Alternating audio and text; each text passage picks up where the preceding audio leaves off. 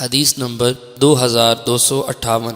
حضرت ابو ہریرہ رضی اللہ عنہ نبی اکرم صلی اللہ علیہ وسلم سے روایت کرتے ہیں، آپ نے فرمایا، ایک شخص نے کہا میں آج رات صدقہ کروں گا، پس وہ اپنا صدقہ لے کر نکلا تو کسی زانیہ عورت کے ہاتھ پر رکھ دیا۔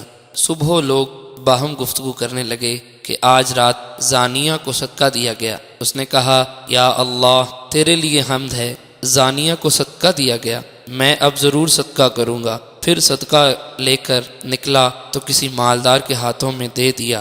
صبح لوگ باتیں کرنے لگے کہ مالدار کو صدقہ دیا گیا۔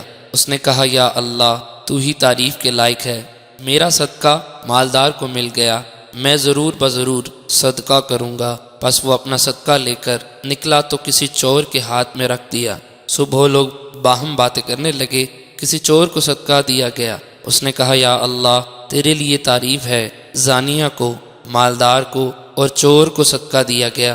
پھر اس کے پاس ایک آنے والا آیا تو اس نے کہا، تیرا صدقہ قبول ہو گیا۔ جہاں تک زانیہ کا تعلق ہے تو شاید وہ اس کے ذریعے زنا سے بچ جائے، اور غنی شاید عبرت پکڑے اور اس مال سے خرچ کرے جو اللہ تعالیٰ نے اسے عطا کیا، اور شاید چور اس وجہ سے چوری سے بچ جائے۔